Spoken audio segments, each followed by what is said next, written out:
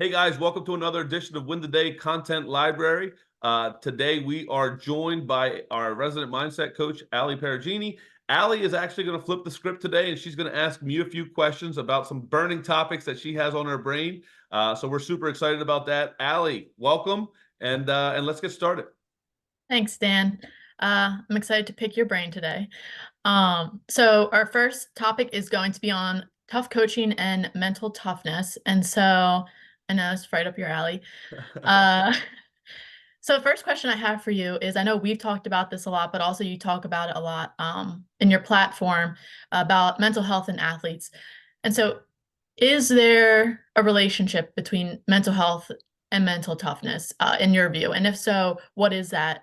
What is that relationship there? Yeah, I'm glad you asked this question, and I think sometimes this can be a really big topic of debate, and sometimes it can be kind of a really controversial topic because I think everybody kind of digs in on some topics sometimes.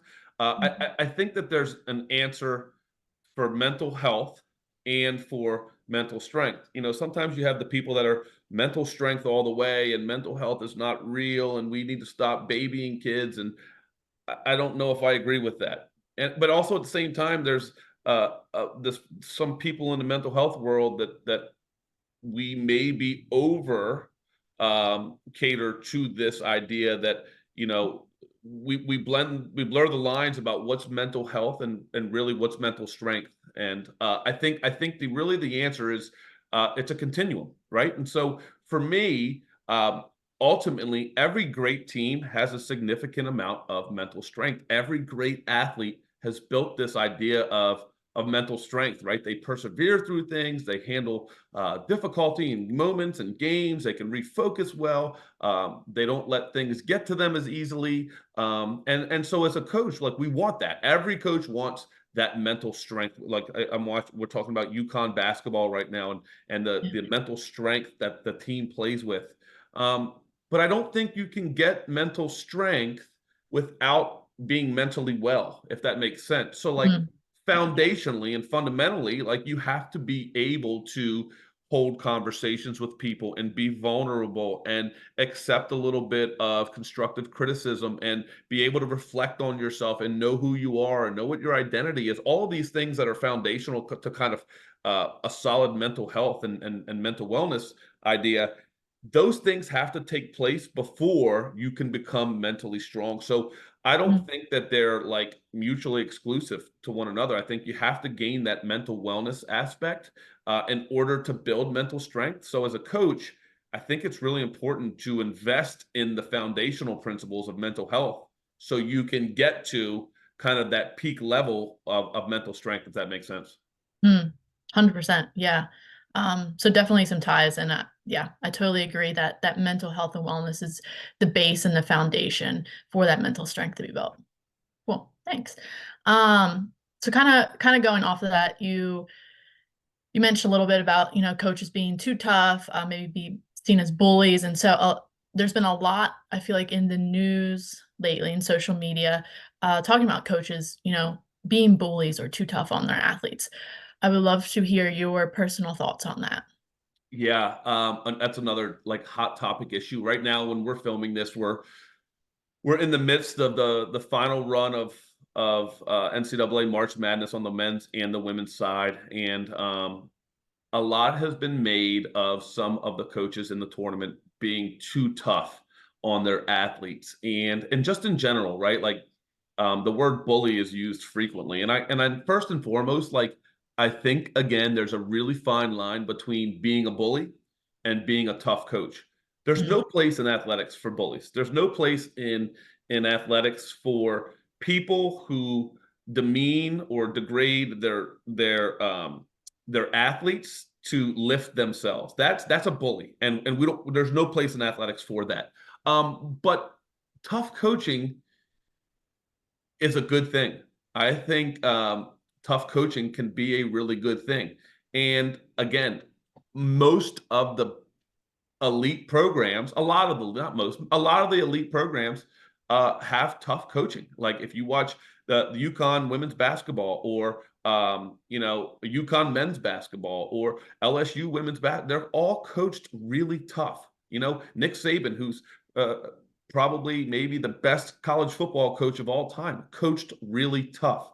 And you can't get there though unless you have a couple foundational things. And I think there's two things in particular that really stand out. And I think you hear this amongst all successful programs, right? Nobody complains at the UConn men's or women's basketball program about the coaches being too tough. Nobody complains at the University of Alabama about Coach Saban being too tough. And I think that it's two reasons. Number one, you have to love and know your players. There has to be a relationship with your players where they know that beyond anything that happens, you love them as a coach and you really ultimately care about their well-being. And then number two, there has to be a baseline or a foundation of mental wellness. Like coaches have to say that in order for me to coach this athlete tough, I have to make sure that they're okay as a human being right now. It has to be human being first, right?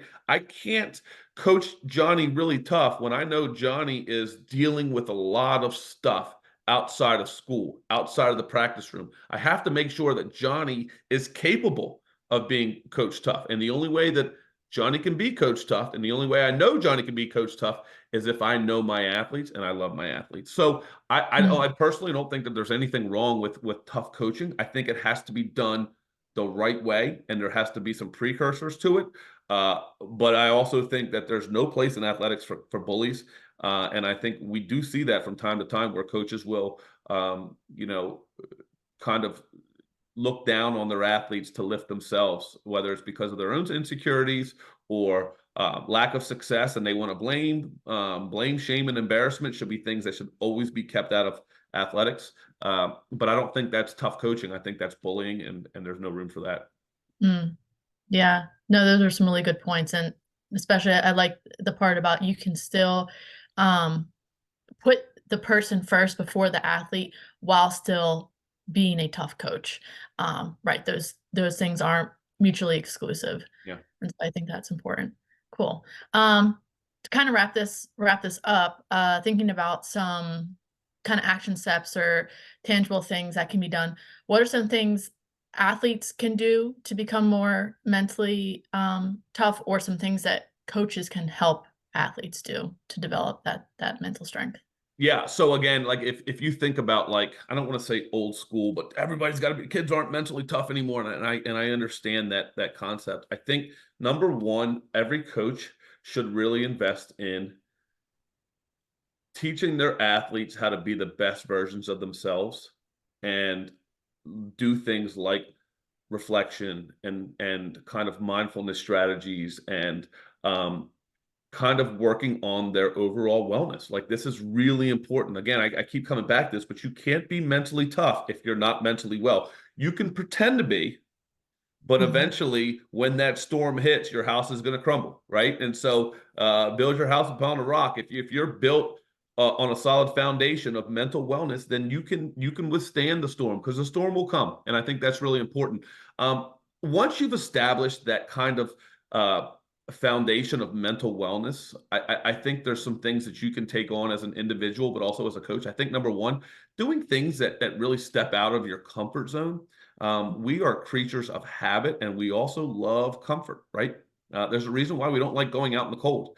So for me, go like cold, for instance, right? I think things like cold plunging. Cold plunging is a really trendy thing that's happening right now, and I know lots of people have their different beliefs about it, but like that's an easy task that you can kind of take on that challenges yourself in a safe environment, right? Or a cold shower. Those things are built to kind of teach you to control your brain in an adverse setting and know that you've done it. It's just like practice. So every time I've done something that's challenging, I put a vote of confidence for myself. So if I take a cold shower for 30 seconds one morning, that's great. And I feel great about that. Maybe tomorrow I go for a minute or, I also think running is, and I think this is a tough one because sometimes, distance running when somebody's in season is not recommended. But I think like running is the one of the ultimate things that people can do to to teach themselves to be resilient and to have a little bit of grit. Like running is between you, and your brain will tell you a million different things while you're on that run. Like when I go on the trail later today, my brain's going to tell me over and over again, Dan, it's okay to walk. Dan, it's okay to, to stop for a little bit. And then I have a decision to make, either I stop and listen to my brain, or I say, no, I'm going to keep going because this is going to create a little bit of mental toughness for me. And obviously, the physical side of things, you don't injure yourself. You don't, there is a reason why your body's saying that, but it's okay to push yourself a little bit. And I think sometimes as coaches and athletes, we're scared to step out of our comfort zone and challenge ourselves. But everything you kind of want mental toughness wise is on the other side of a challenge. And I think we have to be able to step out of that. And then as coaches, I think for me, anybody can run a really difficult practice. Like that's not, to me, that's not coaching. Anybody can show up at a session and just say, we're going to run sprints, we're going to run bleachers, we're going to do all these things.